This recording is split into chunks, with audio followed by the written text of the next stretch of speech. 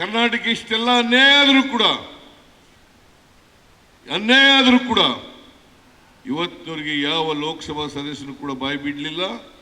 ಕರ್ನಾಟಕದಲ್ಲಿ ನಿರ್ಮಲಾ ಸೀತಾರಾಮನ್ ಇಲ್ಲಿಂದಲೇ ರಾಜ್ಯಸಭಾ ಮೆಂಬರ್ ಆಗಿರ್ತಕ್ಕಂಥದ್ದು. ನಿರ್ಮಲಾ ಸೀತಾರಾಮನ್ ಹಣಕಾಸಿನ ಮಂತ್ರಿ, ಅವರು ಕೂಡ ಬಾಯಿ ಬಿಡಲಿಲ್ಲ. ಭದ್ರಾ ಯೋಜನೆಗೆ 5300 ಕೋಟಿ ರೂಪಾಯಿಗಳನ್ನು ಕೊಡ್ತೀನಿ ಅಂತೇಳಿ ಕೇಂದ್ರದ ಬಜೆಟ್ನಲ್ಲಿ ಘೋಷಣೆ ಮಾಡಿದ್ರು. ಈ ಅಮ್ಮ ನಿರ್ಮಲಾ ಸೀತಾರಾಮನ್ 5300 ಕೋಟಿ 23-24 ಬಜೆಟ್ನಲ್ಲಿ ಹೇಳಿದ್ರು. ಅದು ಎಲ್ಲೋ ಭಾಷಣ ಮಾಡಿ ಹೇಳಿರ್ತಕ್ಕಂಥದ್ದಲ್ಲ, ಬಜೆಟ್ ಸ್ಪೀಚ್ನಲ್ಲಿ ಹೇಳಿರ್ತಕ್ಕಂಥದ್ದು. ಅದನ್ನು ಕೂಡ ₹1 ಬಿಡುಗಡೆ ಮಾಡಲಿಲ್ಲ.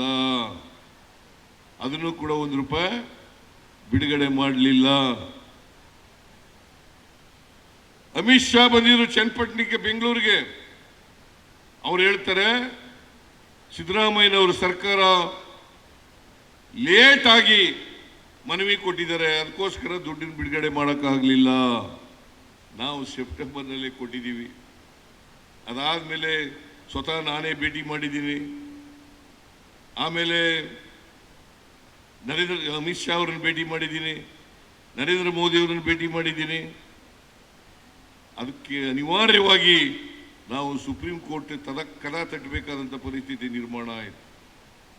ಸುಪ್ರೀಂ ಕೋರ್ಟ್ಗೆ ಹೋಗಿ ನಾವು 7 ತಿಂಗಳಾಗಿದೆ, ಇವತ್ತಿನವರೆಗೆ NDRF ನಿಂದ ಪರಿಹಾರ ಕೊಟ್ಟಿಲ್ಲ, ನೀವು ಡೈರೆಕ್ಷನ್ ಕೊಡಬೇಕು ಅಂತೇಳಿ ಸುಪ್ರೀಂ ಕೋರ್ಟ್ನ ಮೆಟ್ಟಿಲನ್ನು ಹತ್ತಿ ಸುಪ್ರೀಂ ಕೋರ್ಟ್ನಲ್ಲಿ ಮನವಿಯನ್ನು ಮಾಡೋದು.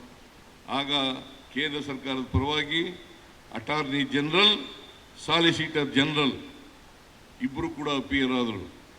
ನಮಗೆ 2 ವಾರ ಟೈಮ್ ಕೊಡಿ, ಇದನ್ನು ಇತ್ಯರ್ಥ ಮಾಡಿಸ್ತೀವಿ ಅಂತೇಳಿ ಕೇಳ್ಕೊಂಡು ನಾವು ಒಪ್ಕೊಂಡು, ಅದಾದಮೇಲೆ 21ನೇ ತಾರೀಕು ಕೇಸ್ ಇತ್ತು, ಮತ್ತೆ 1 ವಾರ ಟೈಮ್ ಕೊಡಿ, ನಾವು ಇತ್ಯರ್ಥ ಮಾಡ್ತೀವಿ ಅಂತ ಹೇಳಿದ್ರು. ಬಟ್ ಅಟಾರ್ನಿ ಜನರಲ್ ಆಗಲಿ, ಸಾಲಿಸಿಟರ್ ಜನರಲ್ ಆಗಲಿ ಸುಪ್ರೀಂ ಕೋರ್ಟ್ನಲ್ಲಿ ವಿಳಂಬವಾಗಿ ಮನವಿ ಕೊಟ್ಟಿದ್ದಾರೆ ಅಂತಕ್ಕಂಥ ವಿಚಾರ ಪ್ರಸ್ತಾಪ ಮಾಡಲಿಲ್ಲ. ನಿರ್ಮಲಾ ಸೀತಾರಾಮನ್ ಹೇಳಿದ್ರು, ಇವರು ಬರಗಾಲಕ್ಕೆಲ್ಲ ದುಡ್ಡು ಕೇಳ್ತಾ ಇರೋದು, ನಮ್ಮ ಗ್ಯಾರಂಟಿ ಯೋಜನೆಗಳಿಗೆ ದುಡ್ಡು ಕೇಳ್ತಾ ಇದ್ದಾರೆ, ಅದರಿಂದ ನಾವು ಕೊಡಲಿಲ್ಲ ಅಂತ ಸುಳ್ಳು ಹೇಳಿದ್ರು. ನಾನು ನಿರ್ಮಲಾ ಸೀತಾರಾಮನ್ ಅವ್ರಿಗೆ ಹೇಳಿದೆ, ನೋಡಮ್ಮ, ಗ್ಯಾರಂಟಿ ಯೋಜನೆಗಳಿಗೆ ₹1 ಕೊಡಬೇಡಿ, ನಾವು ಕೂಡ ಕೇಳಲ್ಲ. ಅದಕ್ಕೆ ನಾವು ಘೋಷಣೆ ಮಾಡಿರೋದು ನಾವು ಜಾರಿಗೆ ಕೊಡ್ತೀವಿ, ಅದಕ್ಕೆ ಎಷ್ಟು ಹಣ ಬೇಕಾಗ್ತದೆ ಅಷ್ಟು ಹಣವನ್ನು ನಾವು ಬಜೆಟ್ನಲ್ಲಿ ಕೊಡ್ತೇವೆ ಅಂತಕ್ಕಂಥ ಮಾತುಗಳನ್ನು ಹೇಳಿದೆ. ಅದನ್ನು ಕೂಡ ಸುಳ್ಳು ಹೇಳಿದ್ರು. ಈಗ ನೋಡೋಣ, 28ನೇ ತಾರೀಕಿನೊಳಗಡೆ ನಮಗೆ ಪರಿಹಾರ ಕೊಡ್ತೀವಿ ಅಂತ ಅಟಾರ್ನಿ ಜನರಲ್ ಮತ್ತು ಸಾಲಿಸಿಟರ್ ಜನರಲ್ ಒಪ್ಕೊಂಡಿದ್ದಾರೆ.